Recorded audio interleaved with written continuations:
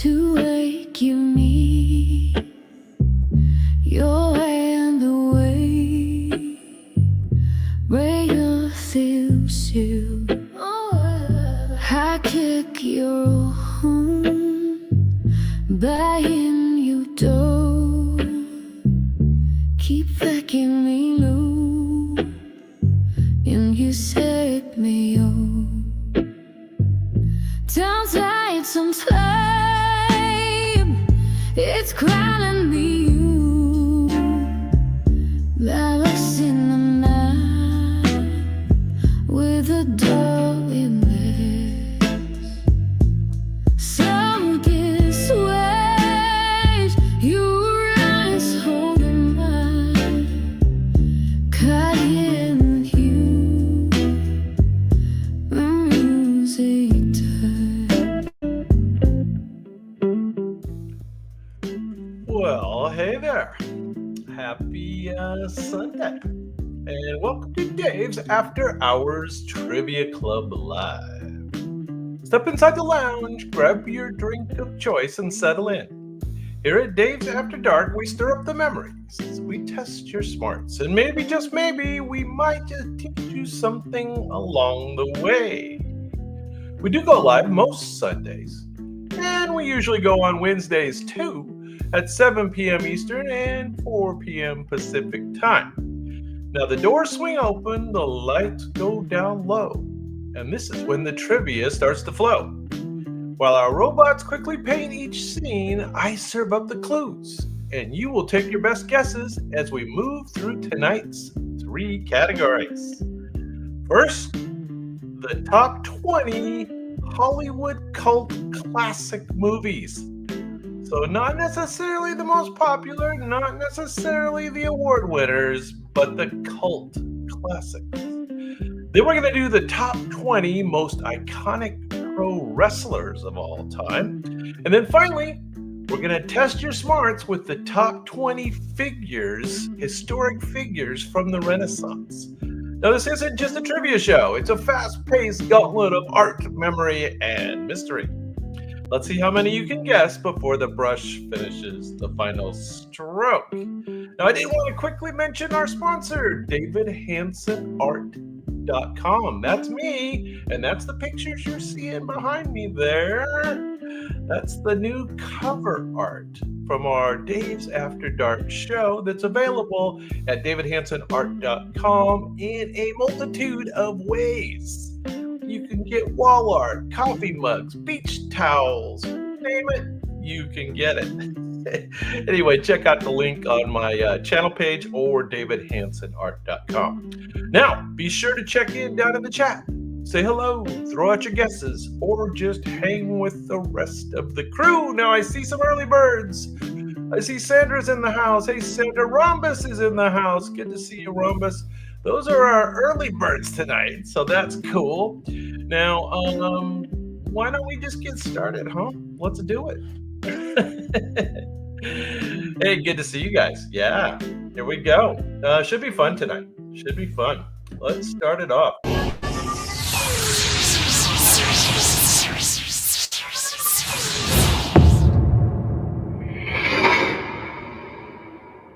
Now, I believe the early birds know the rules. Robots paint, and then you guys guess. And I do give some clues that tend to mostly confuse you along the way. Now we're going to do the top 20 Hollywood cult classic movies. So these first couple are going to be hard. Good luck. You're going to need it. This low-budget sci-fi comedy launched a director who later brought horror to suburbia. Think of a beach ball as an alien. It began as a student film and it evolved into a stoner-friendly space odyssey. That sounds weird. What else? You'll find a talking bomb with existential issues in this flick. And here's the key clue. It's John Carpenter's first scrappy outer space debut. Anybody know this one? Hey, Yanks in the house. What's going on? Yeah, should be fun. Anybody know this cult classic? John Carpenter's first film. Started as a... Oh, there you go, Rhombus. Very good. Not bad. Not bad. I'm surprised. Dark Star is correct. This was all the way back in 1974. The film's screenwriter, Dan O'Brien, would go on to pen Alien, making this a proto-xenomorph experiment in tone and tension.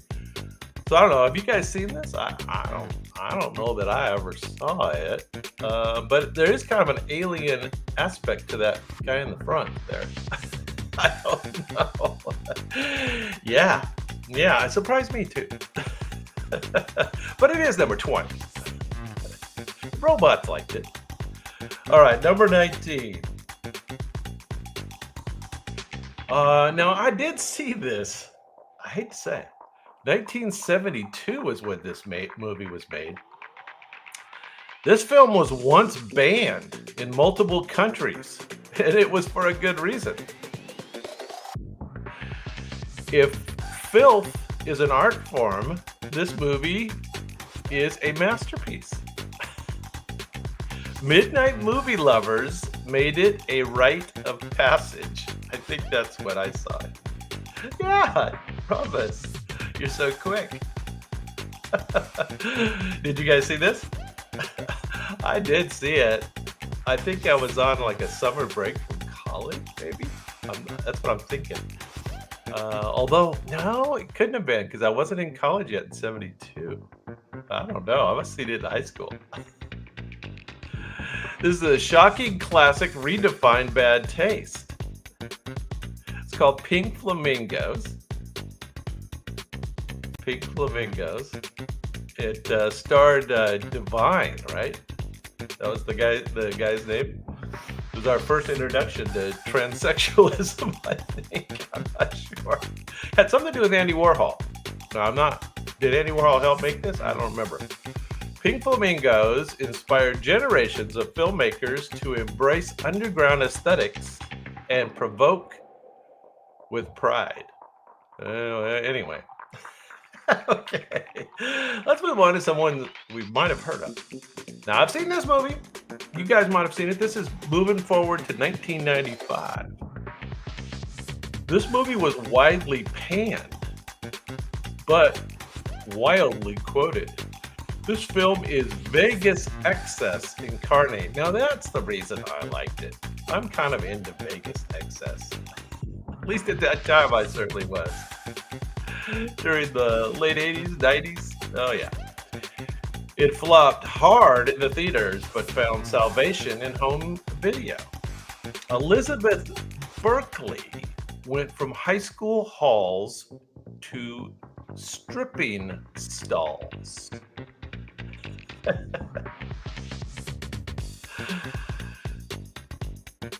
Do you guys remember this one at all? Fear and Loathing is a good guess, but that's not correct. Fear and Loathing is a great movie. And you know what? It should be on this list, and it's not. Hate to say it. This Paul Verhoeven flick is now a camp classic. Elizabeth Berkley. There she is. She's working at a strip club in Vegas. Does anybody remember the name of the movie? No? You might want to check this one out. Yeah, there you go, Rhombus. Rhombus knows his cult films. Showgirls is correct. Showgirls.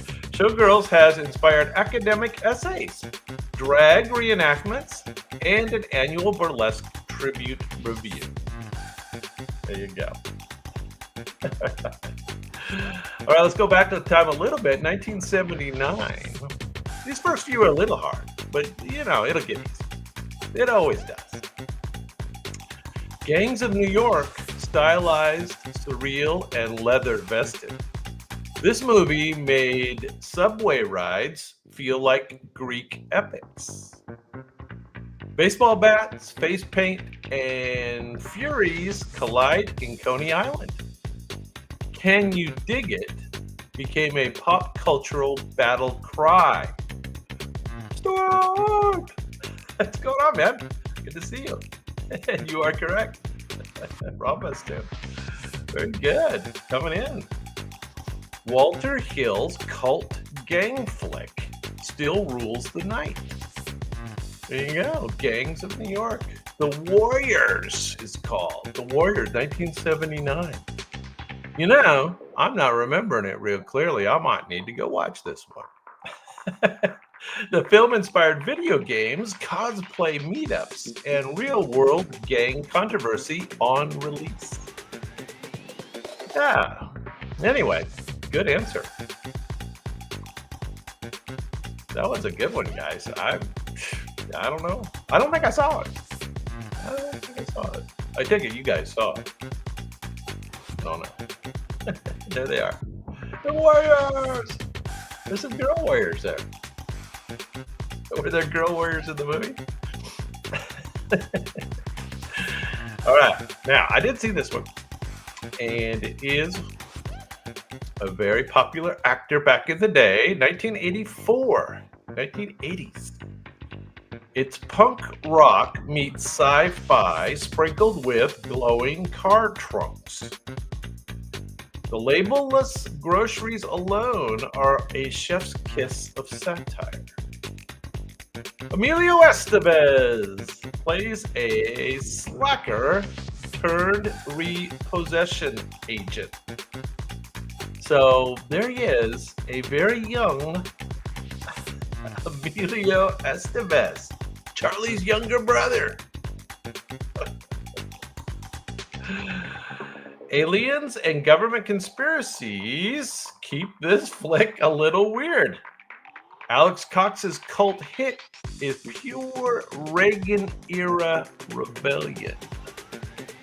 Sandra, Stuart, Rhombus. I guess Rhombus got it first.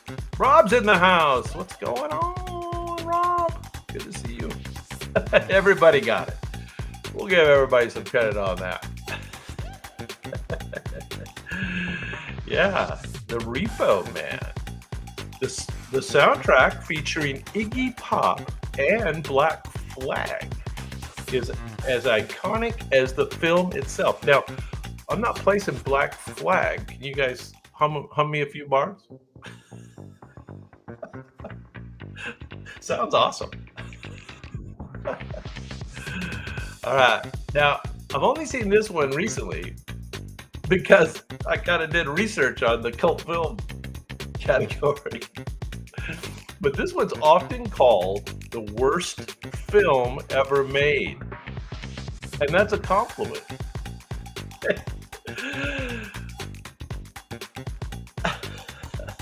Oh, hi, Mark. Enough said. The acting, writing, and editing are all uniquely inconsistent. Tommy Wiseau, now I hope I'm saying that right. Tommy Wiseau created a disaster piece audiences adore. This is the king of so bad it's good cinema. Hi, Mark. Rhombus. Anybody else? No. Yeah, Tommy Wiseau. Yeah, this is the king of so bad it's good. It's called The Room, and so they did a remake fairly recently, right? With what's the guy's name? Tell me the guy's name that did the remake that starred as Tommy in the remake. Can't remember. The Room screening includes audiences rituals like tossing spoons at the screen. So they do those things and shouting out lines in unison. All right. Yeah. All right. Now this next one looks interesting. I don't think I've seen this next one either. Number 14. A bureaucratic nightmare with ducks, dreams, and dystopia. Orwell would be proud and probably confused. Paperwork is more dangerous than guns in this world. Jonathan Pryce dreams of flying while society crashes. Terry Gilliam's surreal satire skews authoritarian absurdity. Now, promise, I don't know how you got that. Yeah, James Franco is. Thank you, Sandra. Yeah, he started the remake. Anyway, yeah, how'd you get that? Rob, you got it too. Boy, I don't know. You get it from the picture? Kind of weird. Studio executives notoriously battled Gilliam over the film's ending, leading to multiple cuts and cult status. All right, so it's another one I got to put on my list to check out. Gosh, what am I going to do all this homework? When? I don't know when. Now, I have seen the next one. There they are. They're creepy. That's creepy. That is creepy. All right, number 13. Here we go. Good luck. A jet engine falls from the sky onto someone's bedroom. Time loops, high school, and a menacing rabbit named Frank. Jake Gyllenhaal broods through existential teen angst. You may not understand it, but it feels deep. Yes. Promise, you are a cult master.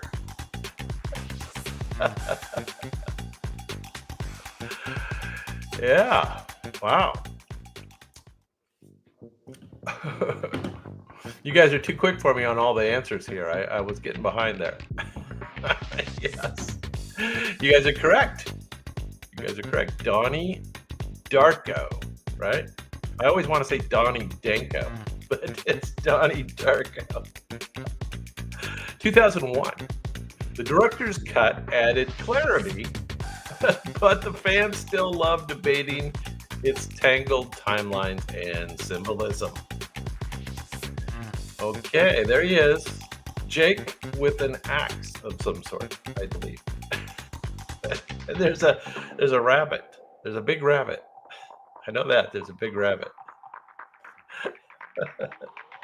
I don't know where the rabbit is, but I'm just as happy it's not behind me. Yes, number 12. Now, another one that I am not super familiar with. It's in black and white because color was too expensive. These guys aren't even supposed to be here today. Oh, that's right. They're not supposed to be working today. Convenience store slackers wax philosophically about Star Wars.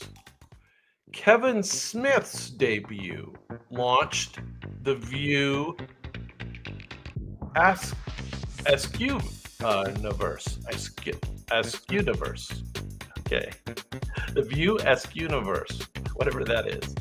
A DIY indie comedy that became Generation X's gospel. Is this Gen? Are you Gen X, Rhombus? You're younger than Gen X, aren't you?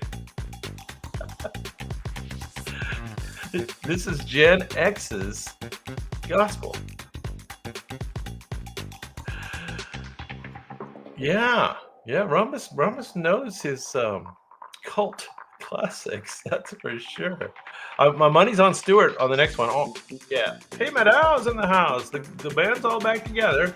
Glad the band's back together. We're gonna go on a tour. Anyway, you are correct. It's called Clerks, 1994. Smith sold his comic book collection to fund the film. Oh, bummer. Which made over $3 million on a $27,000 budget. There you go.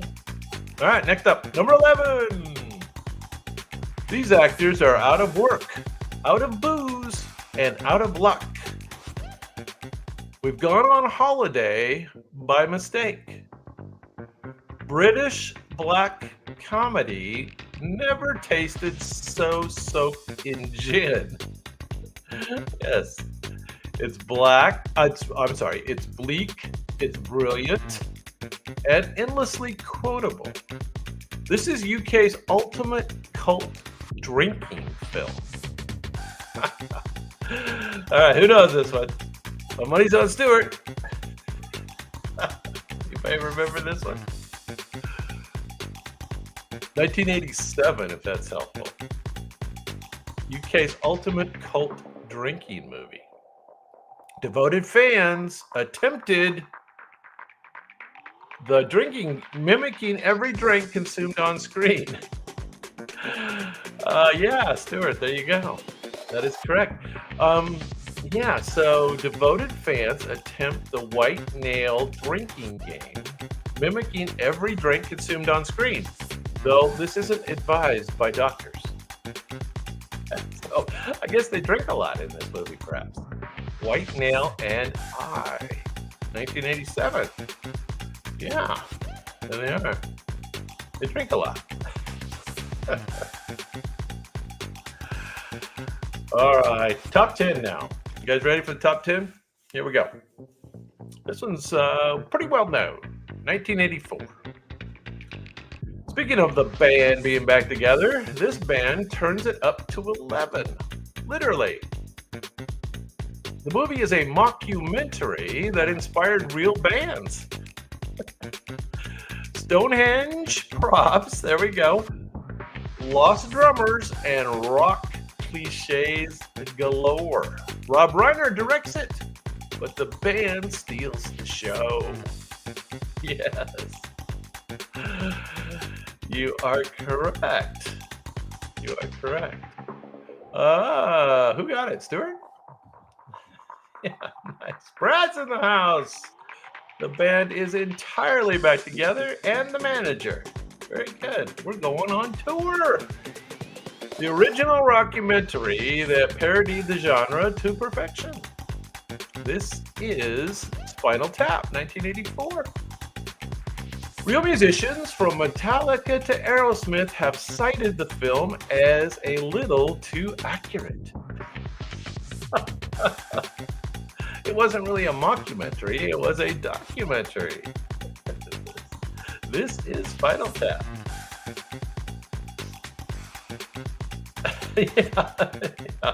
Yeah. Well, sounds like the other band guys thought it was a documentary too. There you go. If you haven't seen that, check that out. It is a funny movie. Number nine. 1999. Gonna party like it's 1999. Boston Vigilantes with Righteous Rage and Rosaries. Critics hated it. College dorms loved it. William Dafoe plays an FBI agent with flair. Guns, slow motion, and Irish Catholic vengeance. It's a cult hit with a body count and a prayer. Yeah. Rufus does know his cult movies. No doubt. Do you watch all these, Rufus? Watch every one of these, huh? Are you kind of like into the cult movies? Me too. But I haven't seen them all. Well, I've seen them. The movie's initial distributor collapse turned it into a home video legend. Oh, so it became a home video right away. The Boondock Saints is correct. Yeah, most of them. Yeah, Sandra knows it. Very good. Yeah. Never heard of that one, huh? Well, Stuart, check it out. It's not bad. It was popular among the college crowd, of course. Now this next one makes all our lists, and I don't get it. I don't get it. I've never sat through it. There they are, the Boondock Saints. They're happy guys. All right, number 8. As you wish may melt your heart. Fencing, fighting, giants, revenge, miracles, true love. It's a fairy tale that mocks fairy tales. Oh, that's good.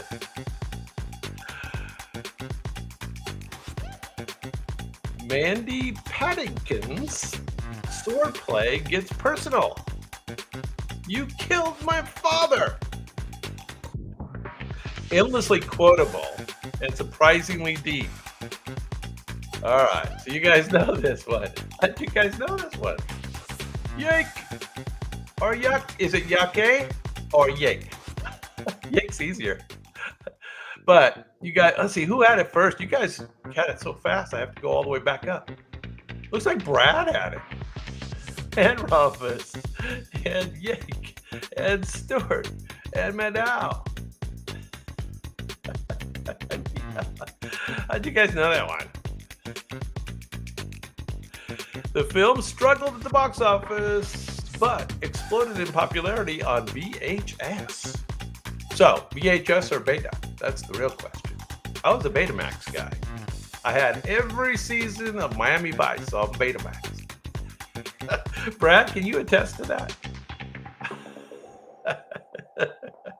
We used to have Miami Vice parties.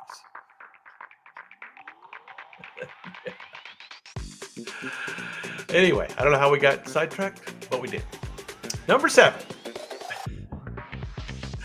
Yes. Yeah. I had them until like a year ago. I finally threw that box away. I think that when I moved to South Carolina, I finally threw that box of Betamax away. I had them. Got them all. A death-obsessed teen falls for a 79-year-old anarchist. Dark comedy meets sweet romance in a cemetery. Here's what I remember about this movie. Cat Stevens provides the mellow, melancholy soundtrack. That's what I remember. Yeah, very good, Brad. Brad knows his cult movies.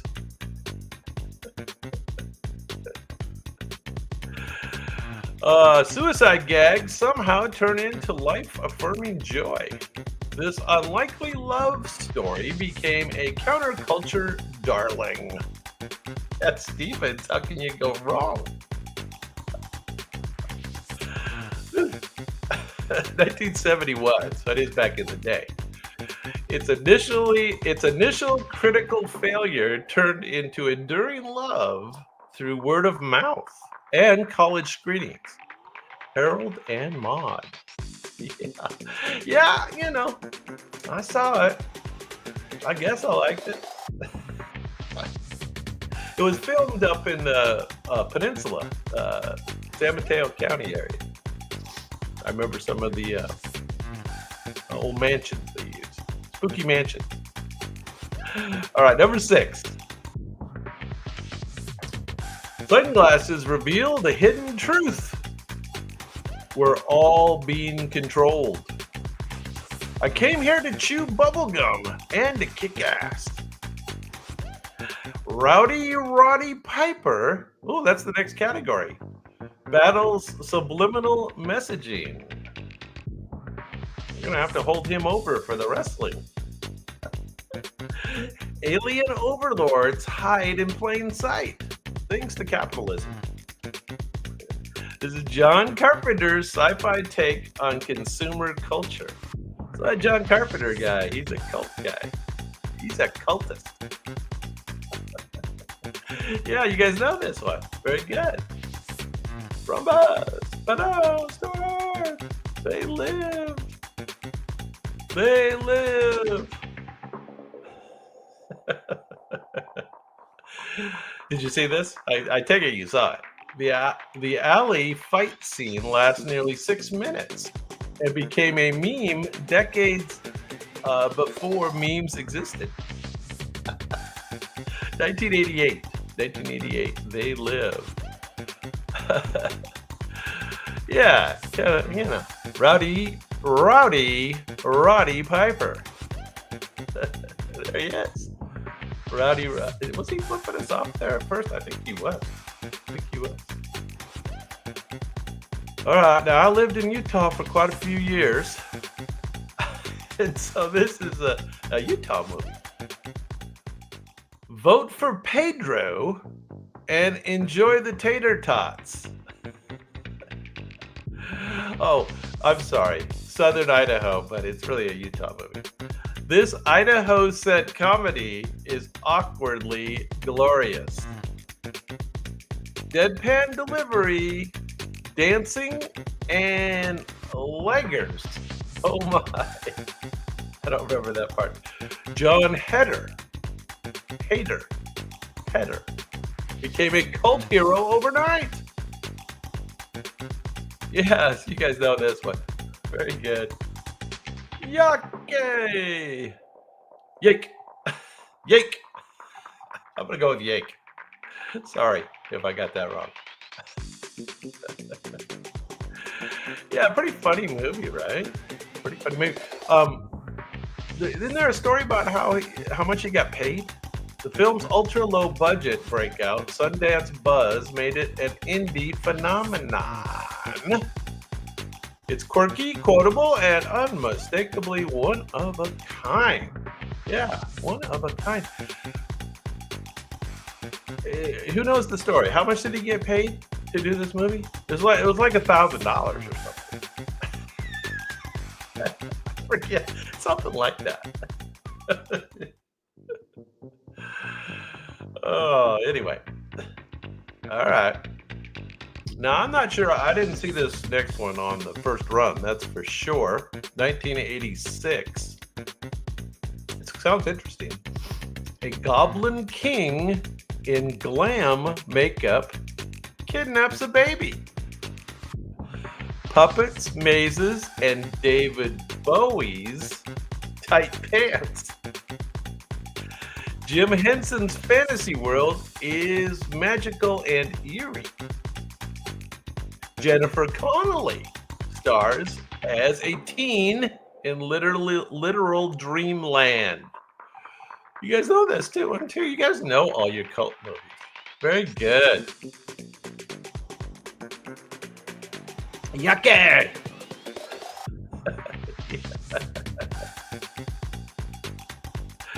Very good. Stuart, promise. You guys know. Favorite movie of all time? You're kidding me.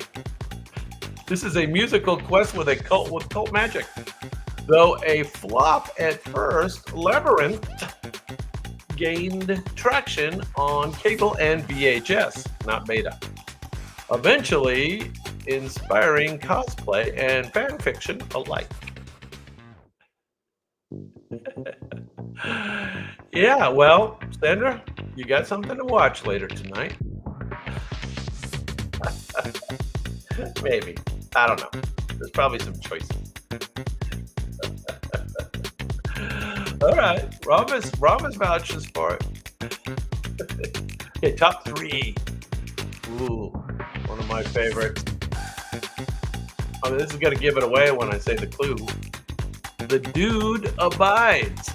And the rug really tied that room together. Bowling, nihilists, and white Russians blend perfectly. I forgot they loved white Russians. A mistaken identity snowballs into bizarre noir chaos. I haven't got to say noir in several shows.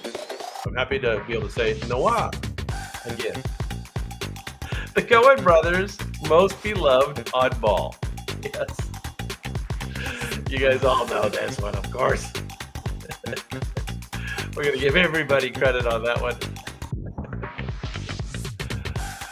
Lebowski fests are held worldwide. celebrating the dude's laid-back lifestyle with costumes, trivia, and bowling. You know, everybody's got to have the bathrobes and stuff, right? The dude. The dude abides. He does. Everybody's great in that, aren't they? Everybody that was in that. Yeah, they're all good. The Big Lebowski, 1998. 1998. Lebowski Fest. Who's been to a Lebowski Fest? No, I haven't.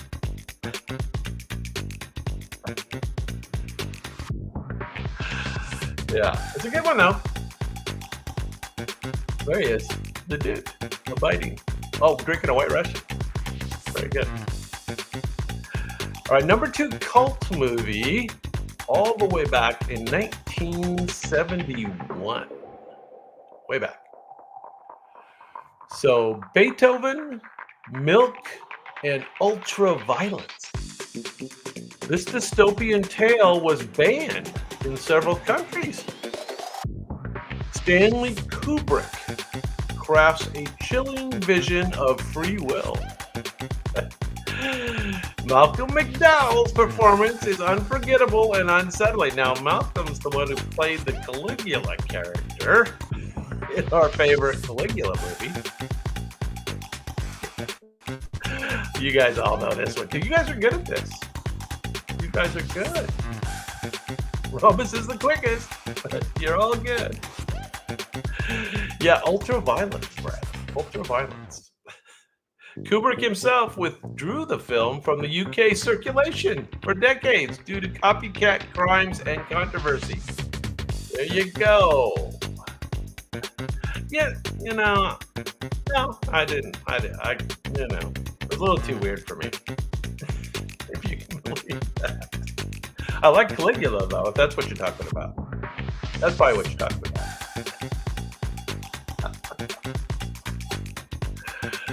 Who else liked Caligula? Especially at the time, right? That's in college. The hormones. All right, at number 1. And Brad, did we ever go see this movie together? You're going to have to answer that. I definitely saw this movie a few times in many locations. Fishnets, corsets. I never wore the fishnets, surprisingly.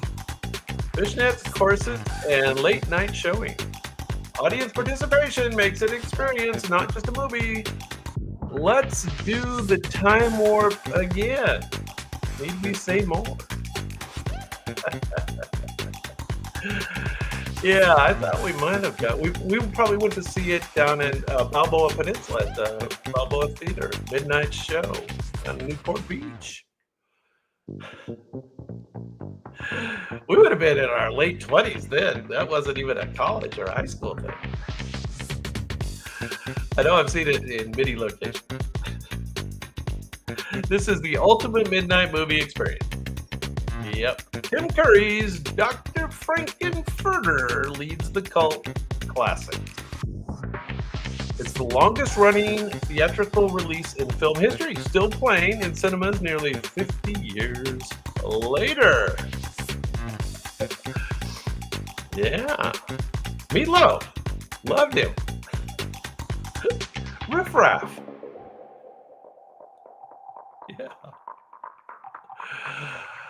Yeah.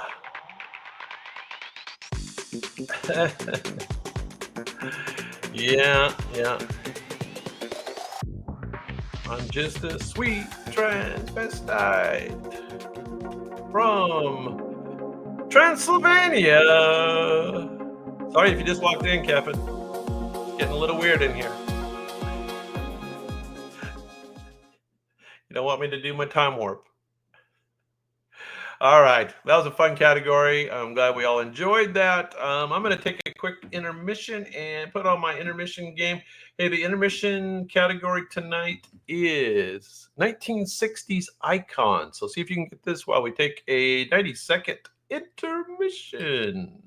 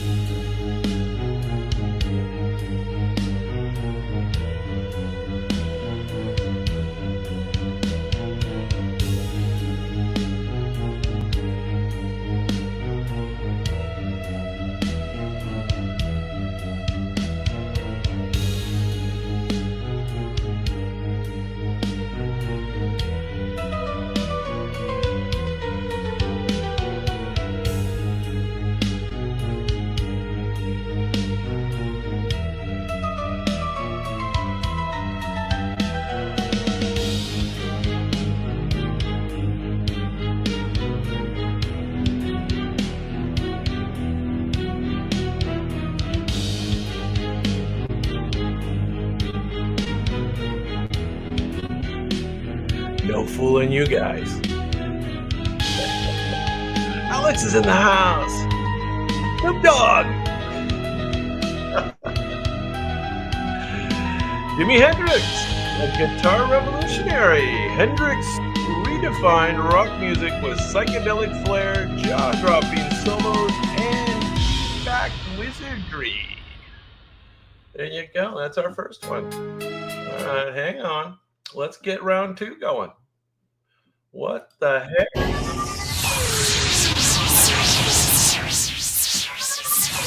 We got the whole band, the roadies, the manager, everybody's back in the house tonight. Glad to see it. He originated in Seattle. Cool. Well, you guys know the rules. Robots paint, you guess. And I give some clues that may be helpful sometimes once in a while. Okay. Top 20 most iconic pro wrestlers of all time. So hopefully there's a couple wrestling experts, because a few of them are hard. Number 20. This straight-edge superstar spoke out when others wouldn't. His pipe bomb promo set the wrestling world on fire. Great. Fans chanted his name long after he walked out. He battled both authority and UFC fighters. This anti-hero redefined rebellion in the PG era.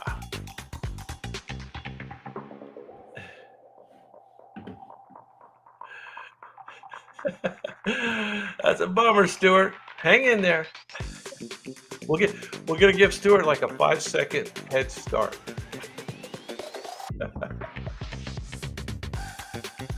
Ramos. That is correct. This is Mr. CM Punk. CM Punk. Punk's infamous 2011 promo blurred the line between storyline and reality, influencing an entire era of meta wrestling. Pipe bomb promo.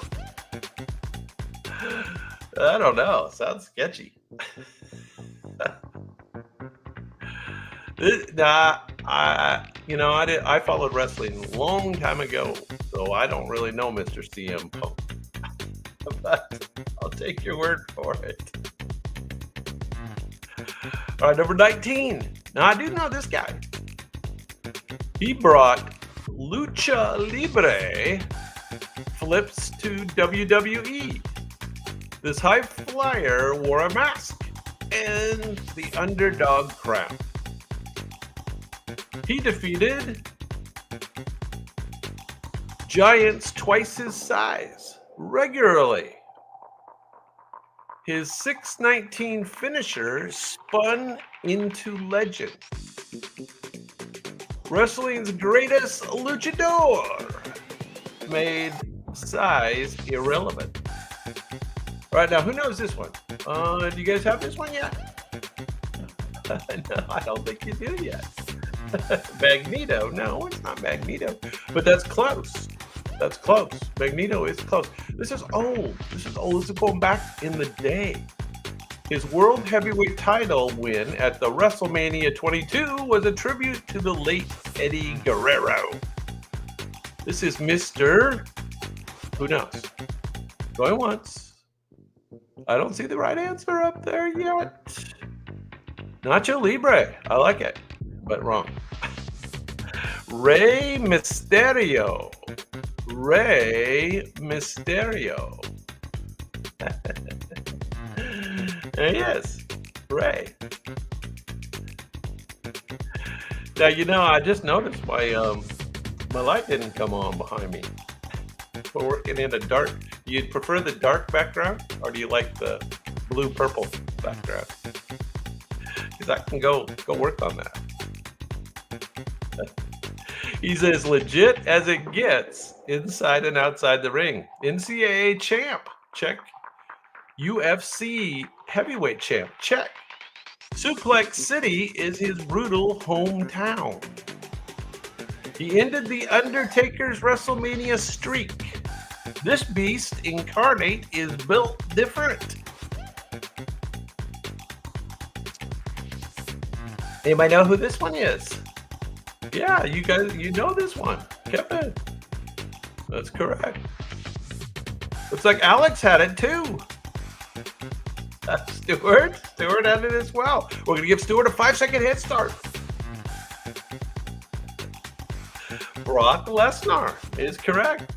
Lesnar is the only athlete to win WWE and UFC world titles, plus a national collegiate championship.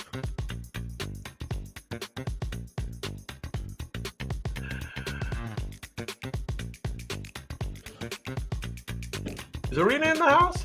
I haven't seen her.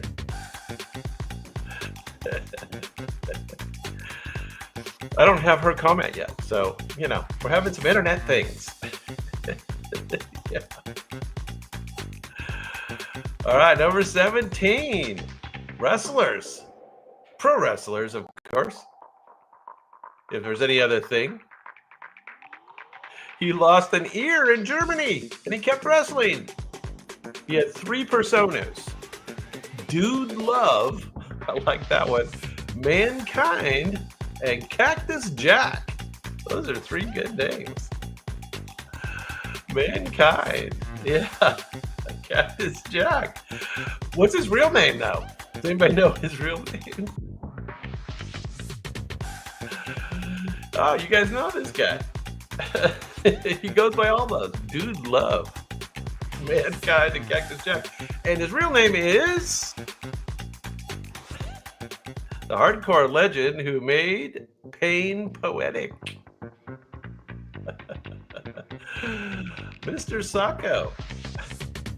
Habib. No, it's not Habib. Van Gogh. No. The hardcore legend who made pain poetic. His 1998 Hell in a Cell match redefined career-ending risk and became a cornerstone of wrestling mythology. His real name is Mick Foley. Mick Foley. All right, I'm gonna go fool with my light behind me real quick, and you guys can get this next one without any clues.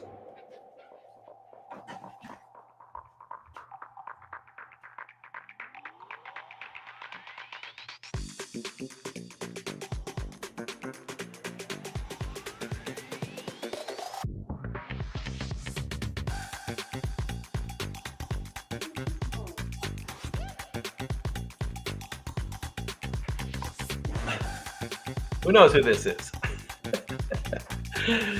He sprinted to the ring like a man possessed. Face paint, tassels, and incomprehensible promos. Yeah, there you go. You knew it. Very good.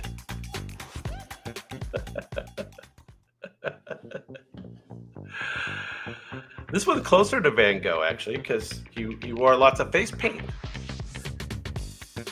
The Warrior was all intensity all the time. His victory at WrestleMania 6 marked the first time that 2 baby faces headlined. 2 baby faces.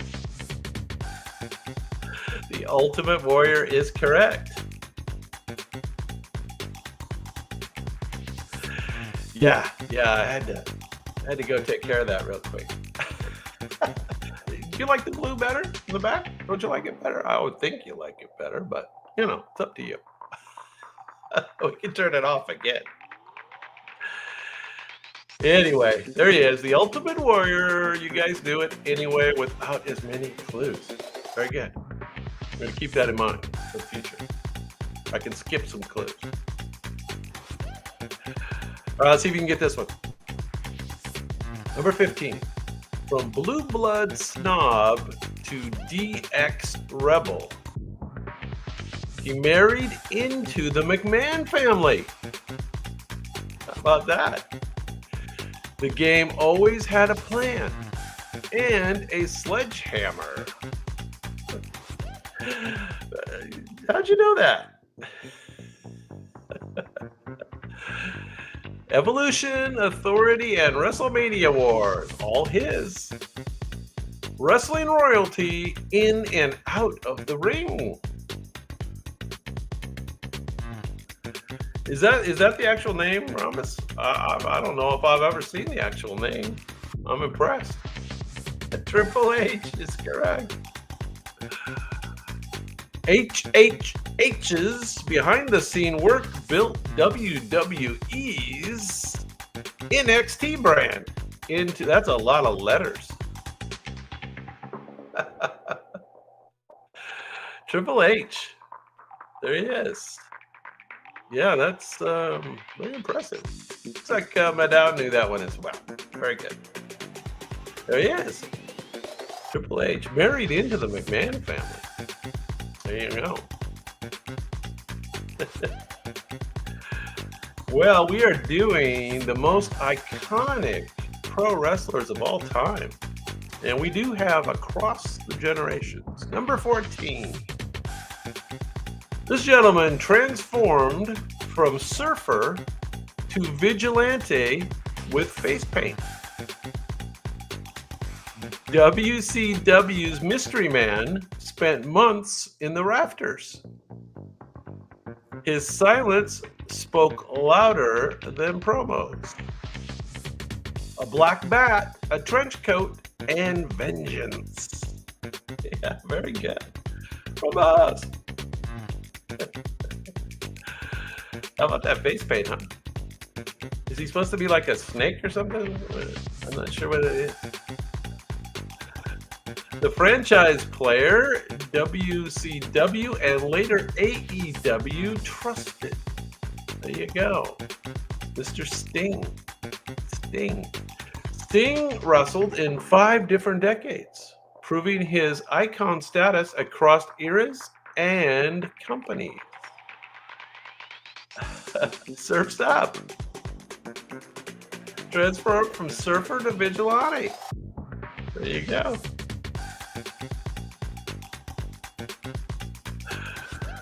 All right. Sting. Very good. Yeah, Romus is on a roll tonight.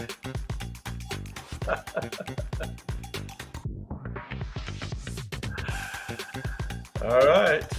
Well, the next one is our movie star. This bagpipe blowing villain made chaos into art. Just when they think they have the answers,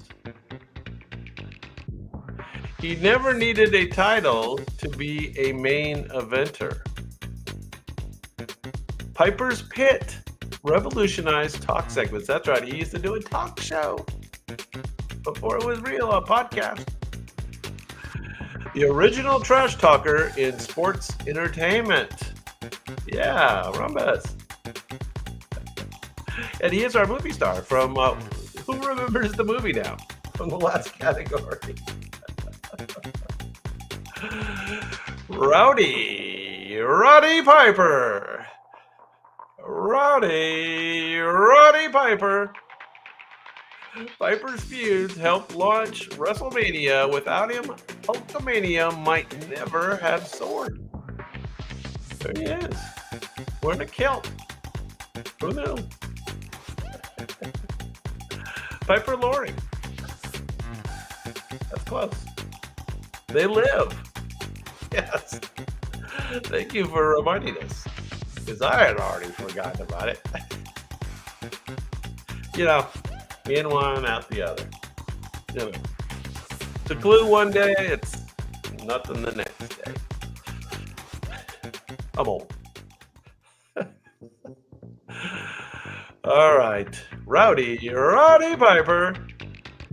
Number 12. This gentleman debuted in WWE by interrupting The Rock. Bold move. You just made the list. Still gets cheers. You just made the list. Lionheart, Y2J, Painmaker. He reinvents like Madonna. He was the first undisputed WWE champion. Those were all his names. You guys remember any of those? Lionheart, Y2J, Painmaker.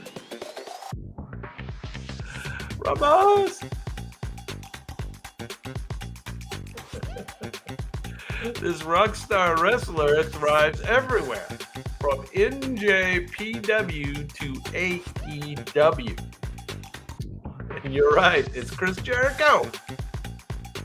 There you go. Canadians. Canucks. Jericho has held major titles in 5 different decades and multiple countries, possibly wrestling's most adaptable icon. Chris Jericho. There we go. Now I love this next guy's name. Now we're down to the top 11, and I love this guy's name. Got a movie star name. He wore polka dots and made them iconic. Hard Times is still the most quoted promo ever. He connected with fans by being one of them. A working class hero with unmatched charisma.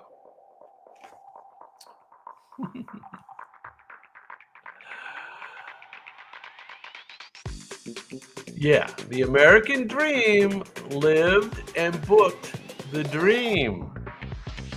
Kind of looks like Trump a little bit. All right, what's his other name? Because the American Dream, that's a cool name, but he actually had a cooler, I guess, stage name. He mentored future stars in NXT, including Roman Reigns, Seth Rollins, and Bayley, shaping modern WWE. Rumbas! That's the answer I was looking for. Check that guy out. He's got the name, Dusty Rhodes.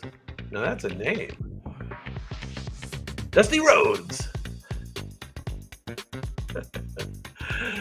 Dusty mentored future stars. There you go. Very svelte. It's very svelte. All right, top 10. Top 10 pro wrestlers of all time. This gentleman once drank 100 beers in one sitting. At 7 foot 4 inches tall, he was a living legend. He body slammed expectations, and he did get slammed by Hulk Hogan. He inspired awe in and out of the ring. You guys know this one, obviously. The 8th wonder of the world still towers over wrestling. Looks like McDowell had it first. Very good. Very good. I remember Andre. I watched some matches with Andre the Giant. I don't remember how old I was. Maybe a teenager, maybe younger. I don't know. Can't remember. The 8th wonder of the world. Andre the Giant. Andre's WrestleMania 3 match helped catapult wrestling into pop culture, drawing a record-breaking crowd. Oh, sorry, Madhu. Yes, we need to correct that finally.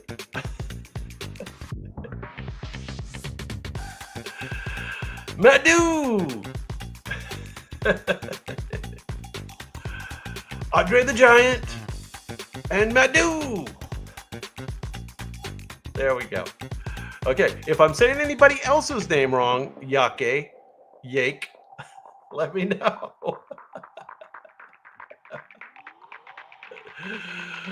All right. Excellence of execution wasn't just a nickname, it was a guarantee. Pink and black never looked so tough. His sharpshooter ended matches and friendships. He was both technician and storyteller in the ring. Another Canadian. There you go. You got it. It is another Canadian.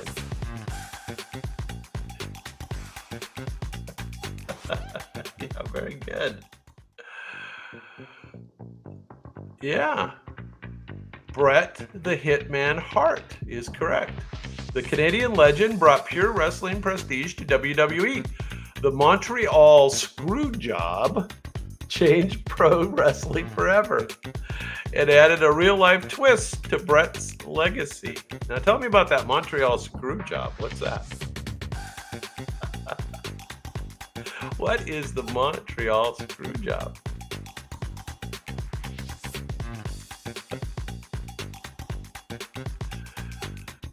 Oh, these are fun. There he is. Another Canadian, though. How about that? What's the deal with Canadians and pro wrestling? Don't know. Don't know. All right, number 8. I think you guys know this guy. He debuted by putting a man in a body bag. Literally. 21-0 at WrestleMania. Let that sink in. Bell tolls, you know someone's streak was ending. Dead man, badass, always respected. After 30 years of chills and classics. Correct. Rumbus, Madoo.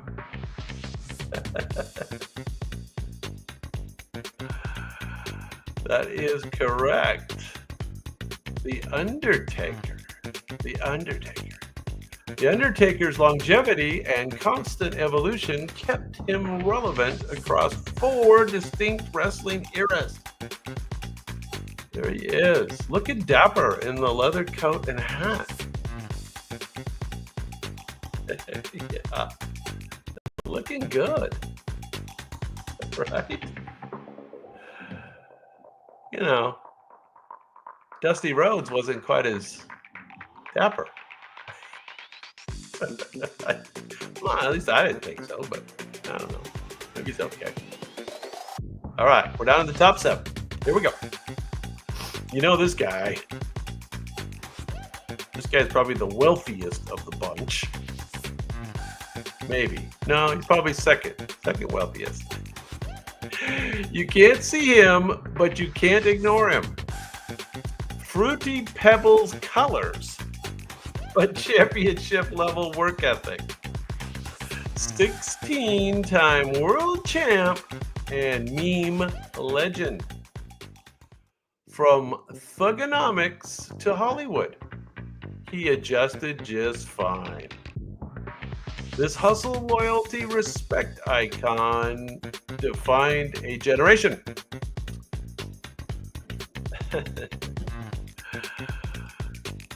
All right, you guys know it. Stuart has it first. Stuart's internet's fine. Yes, you're correct. Even spelled correctly.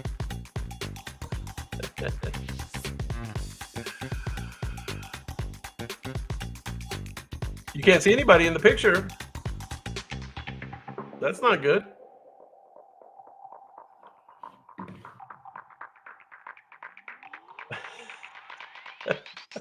That's not good.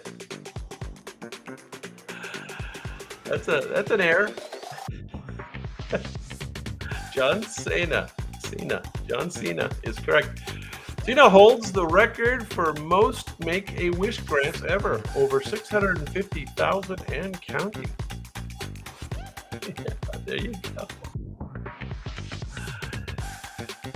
All right. All right, top 6. I think you've heard of this guy. He kicked heads and broke hearts. Mr. WrestleMania stole shows every April.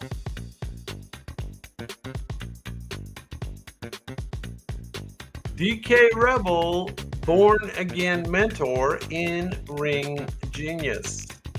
Few Few sold moves or moments like he could. He sold his moves. The Heartbreak Kid danced into wrestling immortality. It's kind of a quirky look he's got on his face there. Mr. WrestleMania, the Heartbreak Kid danced into immortality. He retired Ric Flair in an emotional WrestleMania match that fans still rank among the greatest matches ever. He retired Ric Flair. Nobody knows. Shawn Michaels. Shawn Michaels. That's not familiar? Maybe he doesn't belong all the way up at number 6, huh? All right. Woo! Enough said. Robes, limos, and 16 world titles to his name. Styling, profiling, and never dialing it in. Every promo was a party with a purpose. Yeah, here's the key clue. The Nature Boy embodied wrestling extravagance. Nadu! It's correct. You are correct.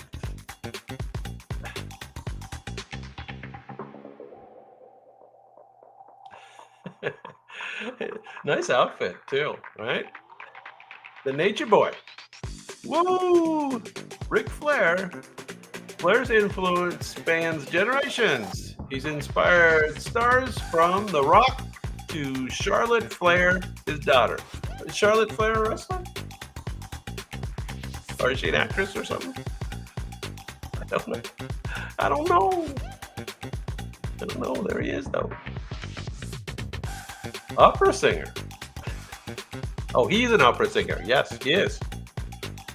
Woo!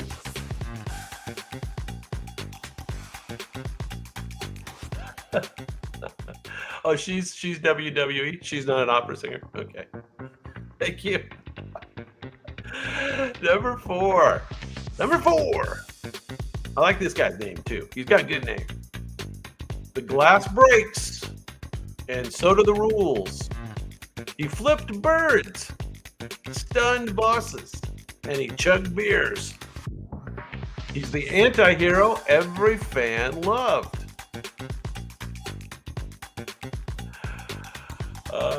There you go, Stuart. Stuart is correct. Rumbus. Austin versus McMahon, wrestling's best feud ever. The Attitude Era rode on his bold, beer-soaked shoulders. There he is. Stone Cold Steve Austin. Stone Cold.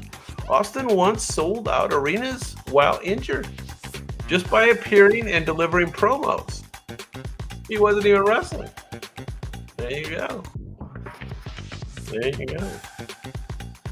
Stone Cold Steve Austin. That's a good name. Good wrestling name. All right, top 3. I bet you know all these.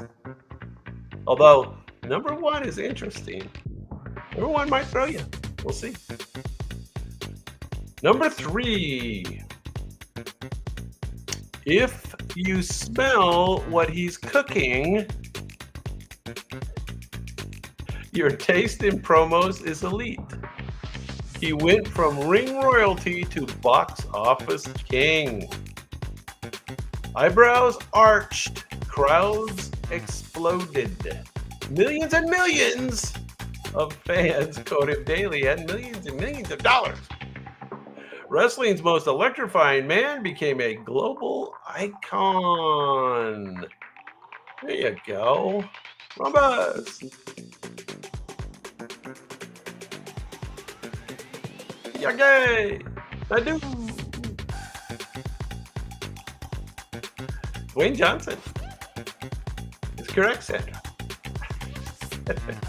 Yes. The Rock. The Rock. The Rock's charisma changed not just WWE, but action movies.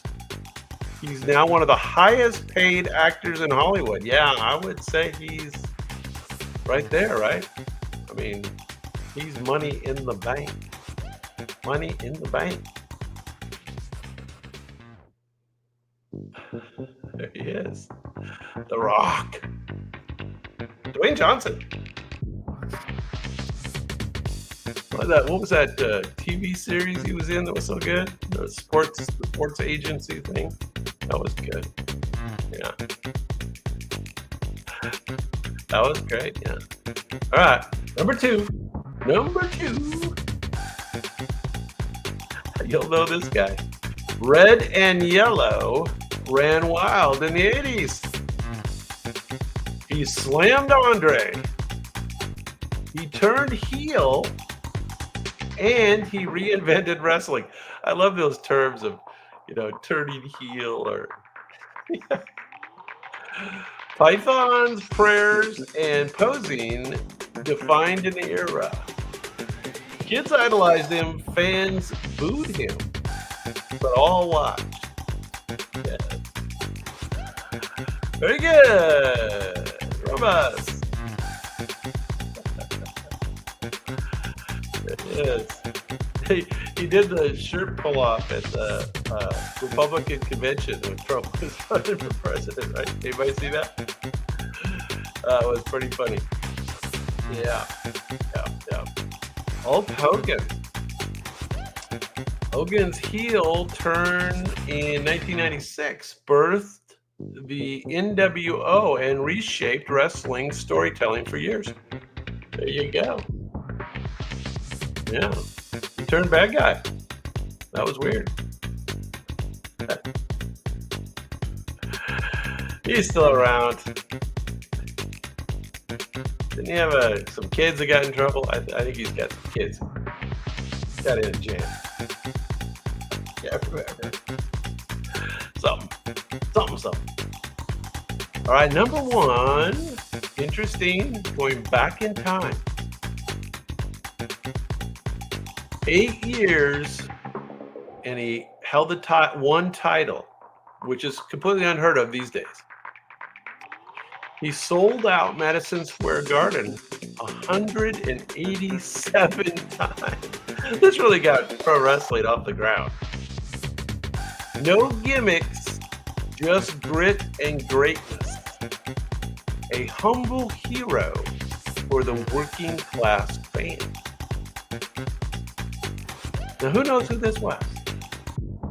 It's like the first big star. He's the one who sold out the Garden 187 times. No gimmicks, just grit and grace and greatness. He's the original face of wrestling.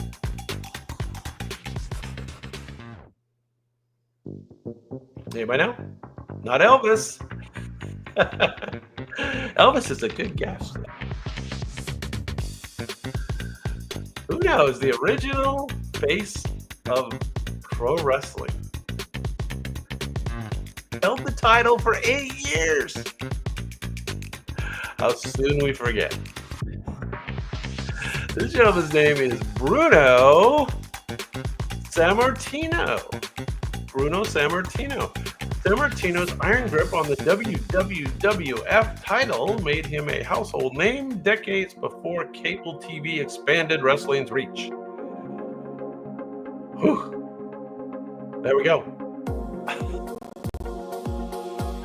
I'm glad the robots threw you there at the end. That was good. We got one more. Come on.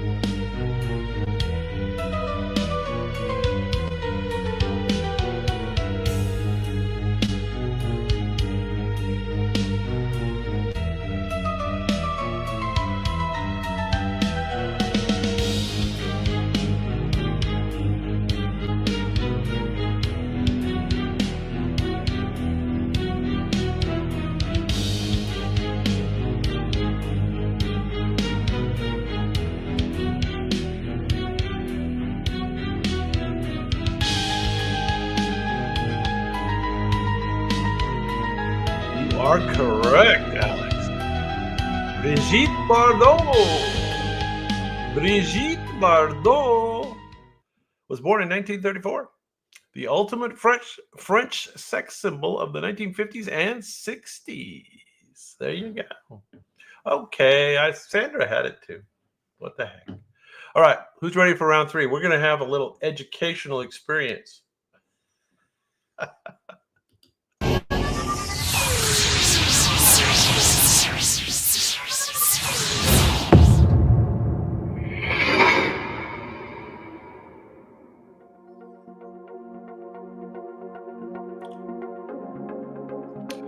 All right, you guys know the rules. The robots do the painting, you do the guessing, and I do my best to confuse you with clues along the way.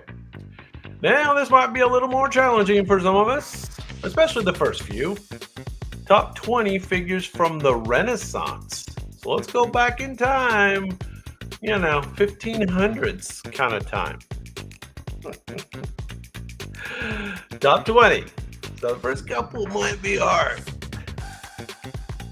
This German genius gave the Northern Renaissance some serious Italian flair. His detailed engravings made woodcuts feel like wizardry. So this was the big woodcut guy.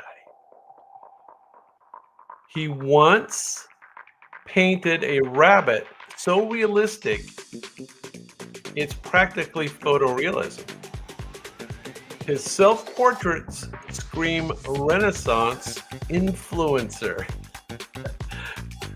Master of both art and math, this guy practically trademarked the monogram.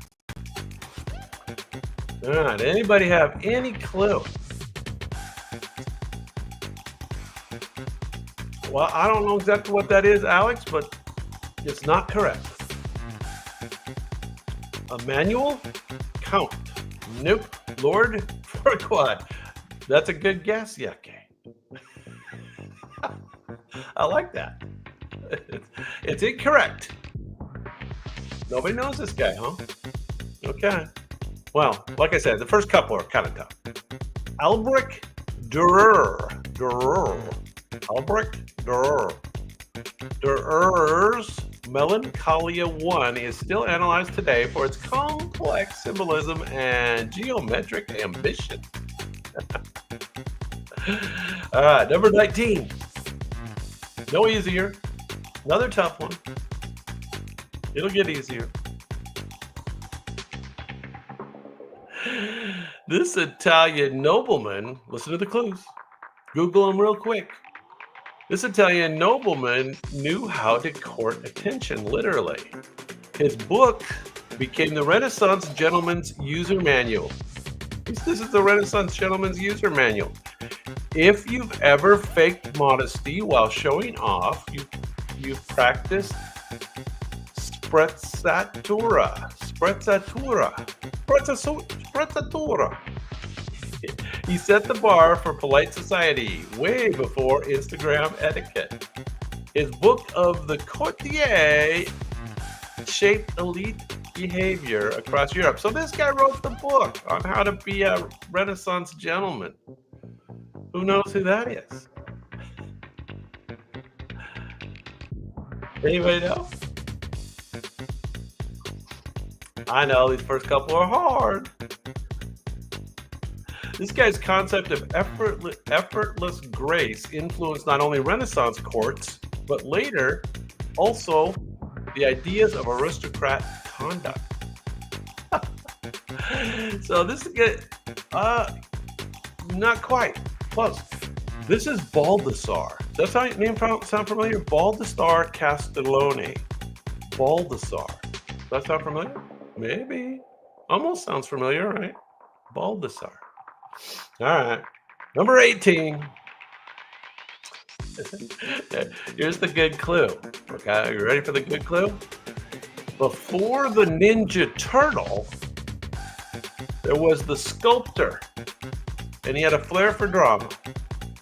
He revived classical forms with a chisel and courage. His bronze David stood proud long before Michelangelo's did. You can thank him for making marble feel like it breathes. A true sculptor of the Renaissance spirit. Good guess, Rhombus. Not this guy, though. This is a Ninja Turtle. Oh, well, so is Raphael. Is that why you guessed that? This is another, not Michelangelo either. It's another turtle. It's one of the other turtles. Yes, there you go. You're running through. We're almost out of turtles, and you got it. Donatello is correct. Donatello's Gatamania. I'm not saying that right. Gatamalata was one of the first equestrian statues since antiquity, resurrecting classical heroism in public art. Donatello. We've heard of him, right? We've heard of Donatello. At least the Ninja Turtle we have. Very good. There he is. Kind of looks like a turtle a little bit. Kind of, sort of. All right, number 17. Now, we've heard of this guy in the architectural world. My favorite. This architect had his head in the clouds and the dome to prove it. He cracked the code of linear perspective. This is a linear perspective inventor. His dome on the Florence Cathedral is still a structural marvel. This is the dome guy. When others zigged with Gothic, he zagged with geometry. He built the Renaissance skyline, literally. Okay, who's the dome guy? The Florence Cathedral dome guy. It's not Leonardo. Hang on to that. Hang on to that.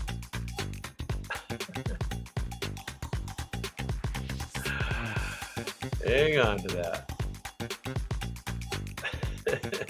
Not Frank Lloyd Wright, but that is an architect.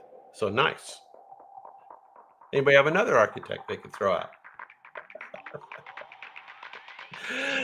This is Filippo Brunelleschi. Filippo Brunelleschi. Yeah. Brunelleschi's herringbone brick pattern in the dome was a feat of innovation that engineers still study today. And I doubt that, but okay, it sounds good. Sounds good. There he is. Brunelleschi. Now the names do get more and more familiar, with the exception of this next one. Now she, our only woman, so she painted herself into history without a Y chromosome.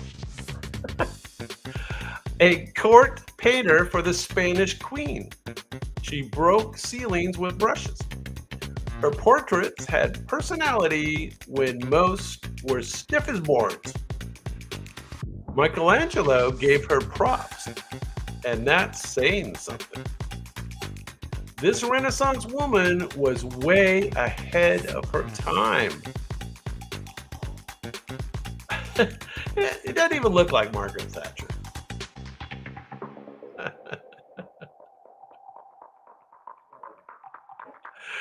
He'll definitely be down lower on the list, Rumpus.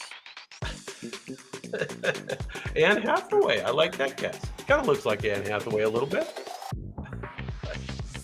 Now, Anne Hathaway was an English something or another, right? Was she a writer or something in England? Actress? Actress.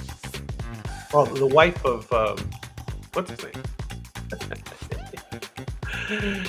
Yeah, you guys don't know this. You don't know it. Not a chance. Not a chance in hell. Her name is Sophonisba Anguissola. Her self-portraits help define female artistic identity. Sounds like they threw in a female. Okay. That's horrible. I don't know. Wonder why. The Renaissance? Yeah, history. this whole period of time, women weren't given a fair shake. Just weren't given a fair shake. So, number 15. You should probably know this guy. It's another architect. His villas inspired buildings from Italy to the White House. He turned symmetry and proportion into a global style. He wrote the 4 books of architecture. Think IKEA manual, but majestic. This guy practically invented the Palladian window. Now, that's a good clue. The Palladian window. His influence is built into the bones of modern architecture. His legacy lives on in neoclassical design from London to Washington, D.C., proving his blueprints never went out of style. Now, what is that style that everybody's copying? Yeah, Anne Hathaway was married to William Shakespeare. That's what I was looking for. But, so what's the style that everybody copied? London copied, DC copied, everybody copied, and he invented the Palladian window. So what's this guy's name? It's Palladio. Andre Palladio, of course. Oh, come on, guys.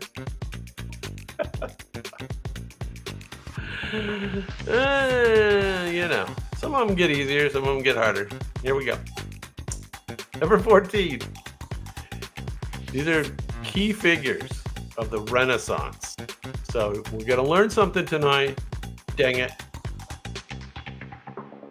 He didn't just bankroll the Renaissance, he curated it.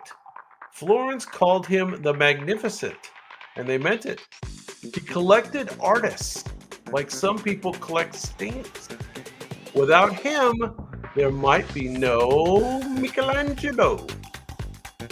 He was the Medici behind the masterpiece movement.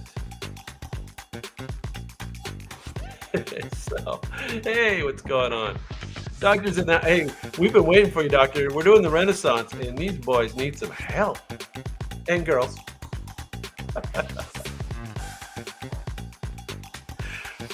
This is the guy who financed everything in the Renaissance. He's the one who hired the artists. He's the guy.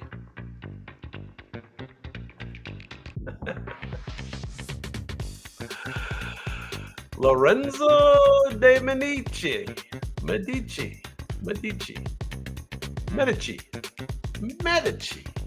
Lorenzo's death marked a downturn in Florentine power. His absence felt as much as his influence. There he is. Medici. Yeah. Lorenzo. All right. Well, let's move on. This guy's a painter. He's got a painter hat. Oil paint wasn't new, but he made it famous. His realism made other painters sweat, or they had to add more detail. Look for the mirror in his portrait. He's watching you. Flemish finesse in every fold and fur texture. So, this guy's Flemish. He's an oil painter. Big name, Renaissance. This guy could paint velvet like it was touchable. Not Rembrandt. Rembrandt's a good guess, though. Good guess on the Rembrandt. But incorrect. But kind of before, it was before Rembrandt. This guy signed his work with Als-ik kan, a humble brag meaning as best as I can. Oh, that's interesting. This is the best as I can. Which was pretty good. Anybody know who this is? Nope. This is Jan van Eyck. Jan van Eyck. First big oil painter. Flemish. There he is. Jan. Okay. They might get easier towards the end. We'll see. Number 12. Now this is, we're going across each thing, right? We're doing artists, we're doing writers, we're doing all kinds of stuff. This guy dreamed up a place called Utopia, and he's the one who coined the term. He was a counselor by day. He was a humanist thinker by night. He clashed with Henry VIII, and he paid the ultimate price for that. His ideas questioned society long before it was fashionable. A martyr for conscience and a mind for reform. The word! I had a feeling you might get that. This is the guy who fought with Henry VIII, and he's the one who coined the term by writing this thing about utopia. Utopia explored communal living and religious tolerance, topics still hotly debated today. So yeah, this is the guy who started the whole commune idea. Thomas More. Yeah, very good. Very good. Born in 1478, passed in 1535. He burned short but bright. There he is. He's looking over his shoulder at Henry VIII is coming, his guards. There he is. Oh, a little smirk. I like that. Yeah. All right, number 11. All right, now we're on a roll. We're on a roll. Here we go.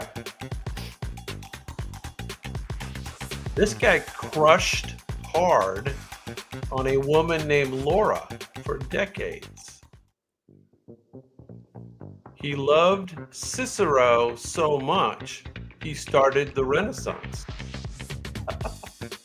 His sonnets defined Italian love poetry. He saw the Dark Ages as a branding problem. Sounds right. He's the original humanist. He romanticized antiquity like no other. So this is really the guy who kicked off the Renaissance with his writing. I don't know if I'm not sure if he was a poet or a writer. His rediscovery of classical text helped ignite the intellectual revival that fueled the Renaissance. So who was this? Who did that? He goes by one name, just like Prince, just like Madonna.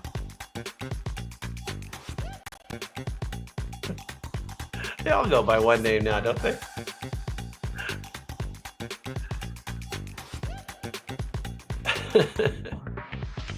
This guy's name was Petrarch.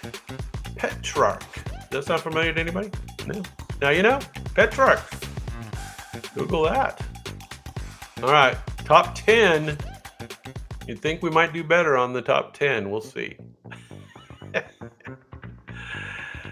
All right. Here we go. Now, this gentleman's art was pure poetry, especially when Venus hit the seashell. You guys remember that painting with Venus on the seashell thing? Mythology and beauty mingled in his Florentine fantasies. He did kind of fantasy painting. He painted halos with grace of a dreamer. Primavera, spring never looked so sublime. This master made ethereal feel earthly. There you go, Doctor. We're happy to have you on board. Always good to have a doctor in the house. And you are correct. This is Mr. Botticelli. A lot of these guys go by one name later on. I don't know what the deal is there. Botticelli. Botticelli.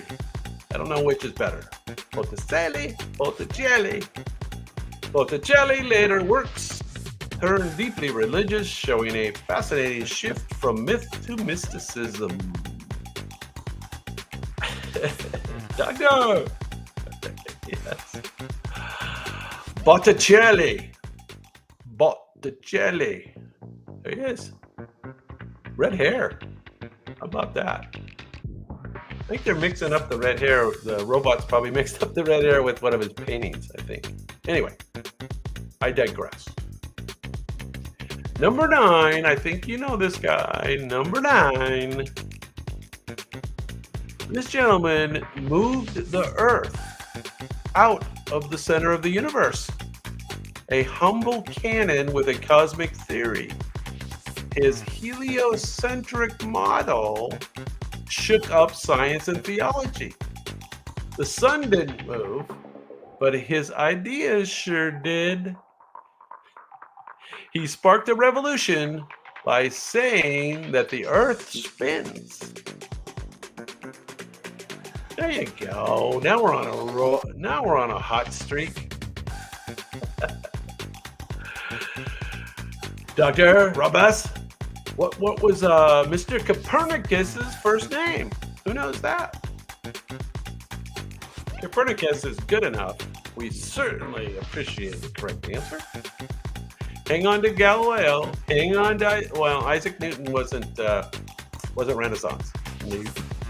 Galileo might be. Anyway, Nobby. No, not Nobby. His name was Nicholas Copernicus. Copernicus delayed publishing his theory until late in life, likely to avoid it being killed earlier in life. Yes, he delayed his theory. That's funny. Practical. All right, now we've talked about all these guys before. This guy's a famous artist. This gentleman made red robes and human skin glow with life. The Venetian color wizard of the Renaissance. Emperors, popes, and poets all set for his brush. So everybody wanted their portrait done by this guy. He painted with drama, heat, and a whole lot of pigment. His career spanned decades, and it stayed red hot. His mastery of color influenced Baroque painters, the late Renaissance, and even 19th century romantics. Not Van Gogh. Good guess. Good guess. This is, again, it's a single name. And he always goes by a single name everywhere. And he is one of the most famous artists in history. Like if you were to do the top 20 artists, which we can do that. I don't know if you guys would do very well at it, but we could do it. His name is Titian. Titian. Titian. Titian. His mastery of color influenced Baroque painters and even the 19th century romantics. There he is. Yeah. On the nose. All right. Now, I do think you know most of the rest of these, but we'll see. Number 7. This gentleman painted calm in chaos and harmony on high ceilings. His school of Athens was a who's who of philosophy. This is the School of Athens guy. This high Renaissance darling had rivals, and he had respect. He brought balance and grace to divine subjects. He did die young, but he left a gallery's worth of genius. All right, let's get another name out there. The School of Athens. Who painted the School of Athens? Socrates is in the School of Athens. He's in the painting. You are right about that, Stuart. Badu, it's not Michelangelo. If I'm not mistaken, Michelangelo was later, or we'll see. This is the other guy. This is the guy who painted the School of Athens. You know, it's that painting that has the perspective and has all the philosophers. There you go, Rhombus. Yeah, Aristotle's in the painting too, Doctor. Raphael. Raphael. Raphael. His funeral was held at the Pantheon in Rome, fitting for a man who painted the gods and thinkers with equal reverence. All right, now you know this name. This is another one of those single name guys. Okay. He made politics. This is the politician. He made politics sound like a chess game with daggers. He looks like a politician. The Prince turned cold realism into a handbook. This is the guy who wrote The Prince. Feared or loved, he said, pick one, then rule. You can either be feared or loved. Your choice. Pick one. Banished from power, he rewrote how it works.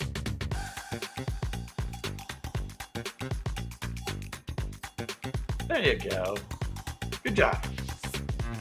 Who got it first? Doctor? Doctor got it first. Madhu? You're correct.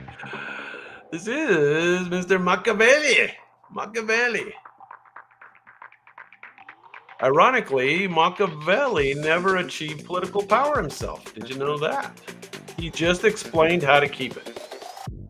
So he wrote how to do it, but he never did it. So, you know, if you know how to do something, you do it. And if you don't, you teach. You teach it. Machiavelli.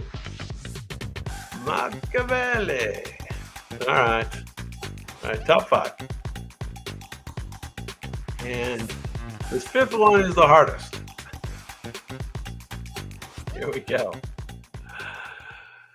This gentleman edited the New Testament, and he kicked off half of Europe.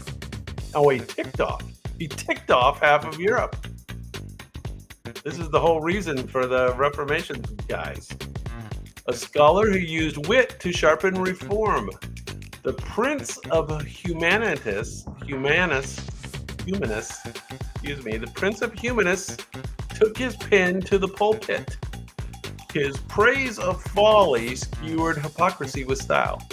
Erasmus was Europe's, whoops, I just gave it away. Thanks, robots. Erasmus was Europe's conscience during theological chaos. So I guess we need to get Erasmus's first name. This is Mr. Erasmus. And you're never going to get his first name, so I don't know what the robots are thinking there. Though friends with Luther,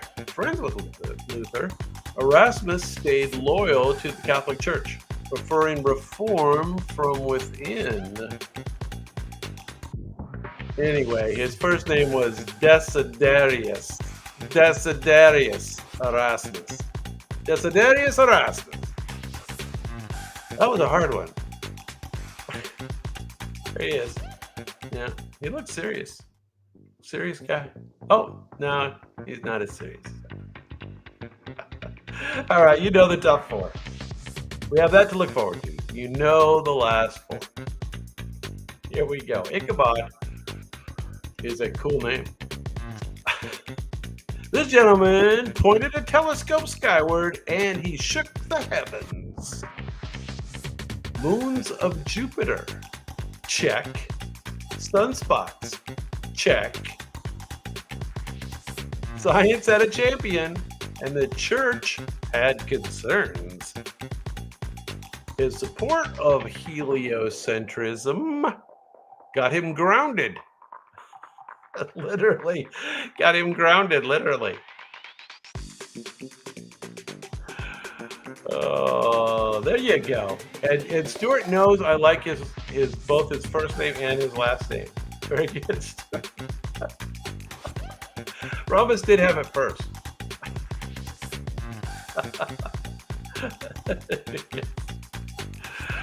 Very good, guys.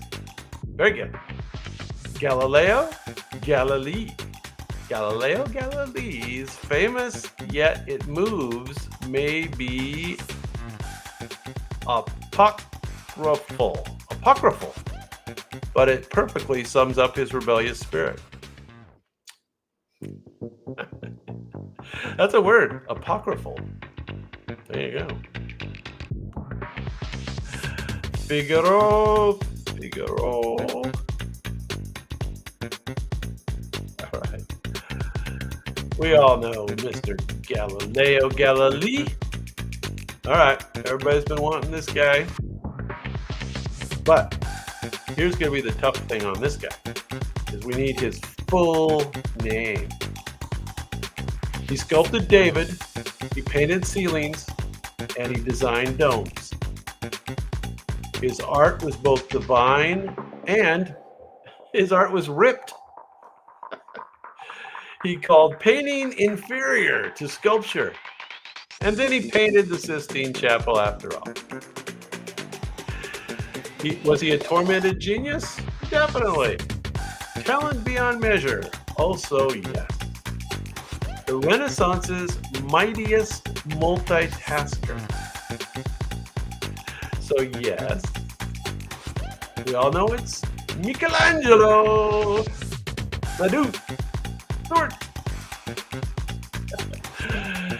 Does anybody have any idea what actually Michelangelo's last name is? You never hear it. You never hear it. You never hear it. You don't.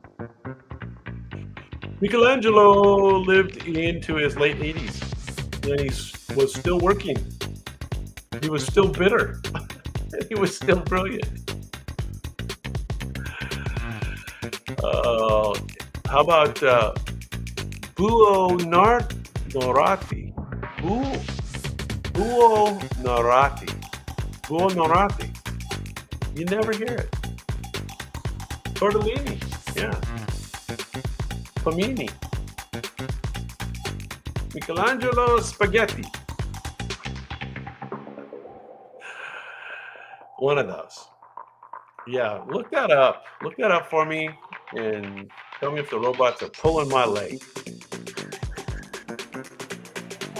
I don't know if I've ever heard that before. All right, number 2, you know by the picture. Who's that?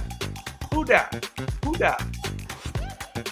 He could paint a smile and invent a flying machine before lunch. Anatomy, engineering, art, he aced every subject. The Last Supper and Mona Lisa, yeah, those were just the hits. The OG Renaissance man with notebooks full of brilliance. He blurred the line between art and science. Gandalf is incorrect. Gandalf is incorrect. I think somebody already had it a while ago. Bombast. Yeah, I think everybody knows this one. Mr. Renaissance himself, Da Vinci wrote in mere script. Did you know he could write backwards? Possibly to guard the ideas or just because he was left-handed. And he was just messing with people. Because he could do it. Now, this thing's got, the number 1 is interesting because he's not really Renaissance, but they've got him in here. And we do love our folks from across the pond. So he gave us Hamlet. His pen reshaped the English language. He wasn't Italian, but every bit Renaissance in spirit. His plays captured humanity in all its messy glory. All the world's a stage, and he wrote most of the lines. Very good. Very good.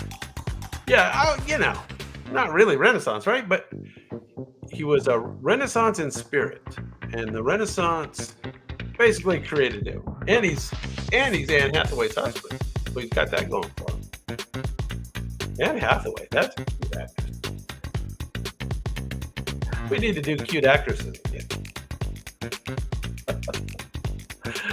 All right. Well, that was a little harder. That was a little harder. Shakespeare coined over 1,700 words and phrases still in use today. Talk about linguistic legacy. He made up 1,700 words that still are used today. How about that?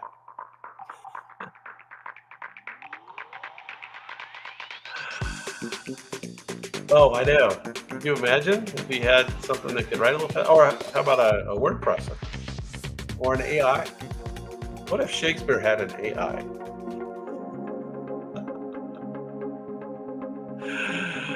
Oh, everything would be quite different today. All right, guys. Well, that's 3 rounds. So I'm tired. I don't know about you guys. I'm beat. What do you guys want to do next time? I don't have any idea. Let's look up what I got planned. I don't have any idea. What am I doing next time? No idea.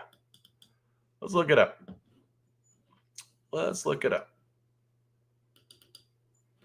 So I've got possibilities.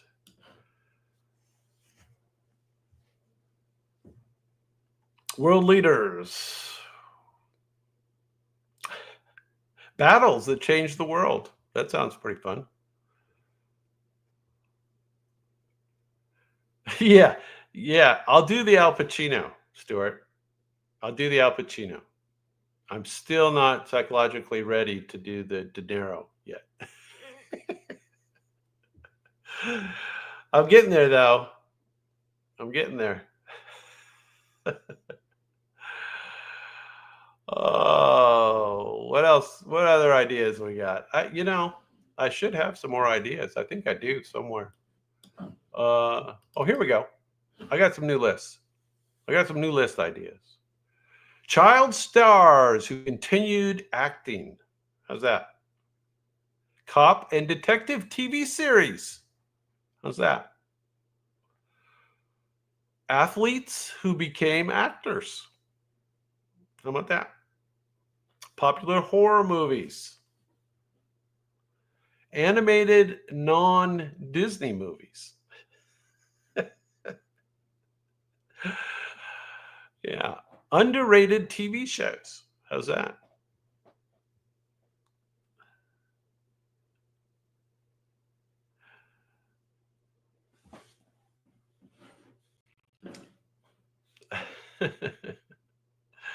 Yeah, I'm ready to do Pacino, but who else? Who else are we missing? I was thinking maybe Robin Williams. Robin Williams movies, maybe. There's quite a few of those, isn't there? I think so. Theme songs, TV show theme songs. I don't think I don't think we've done I think we did a 10-item one. I don't think we did. How about teen idols from the 60s and 70s? How's that sound?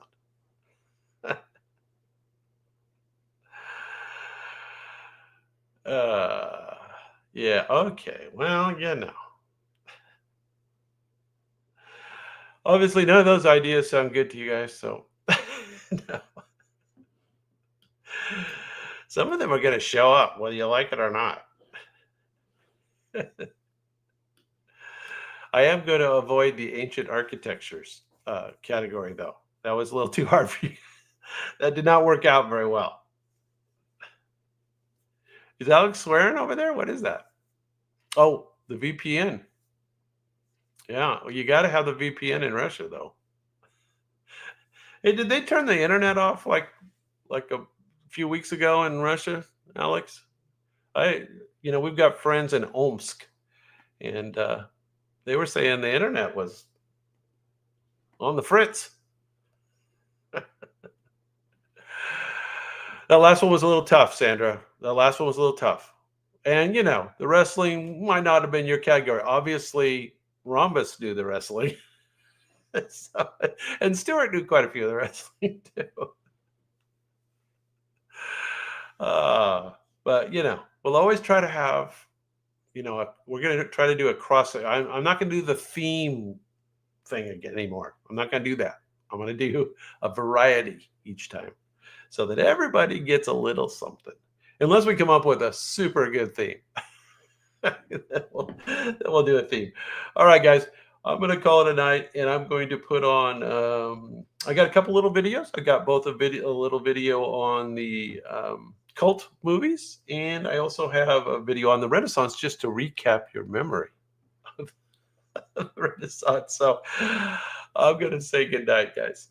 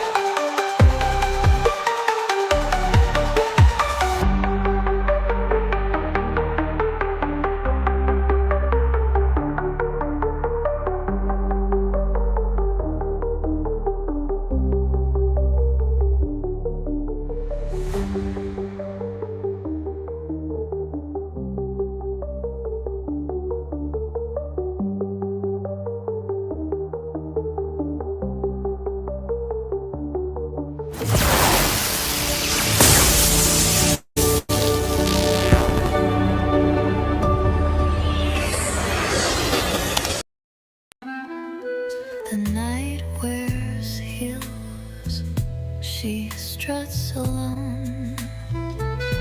This bar's the place I call my home.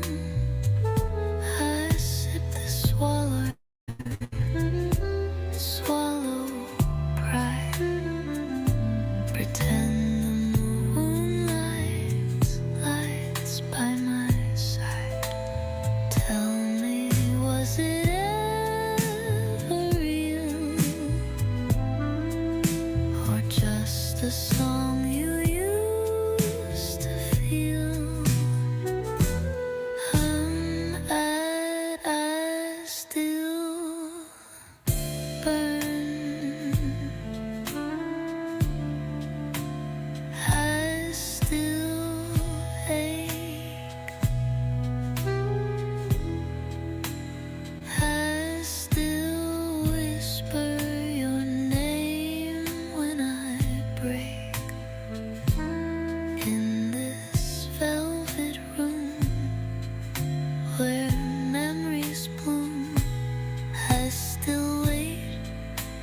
a shadow to take shape.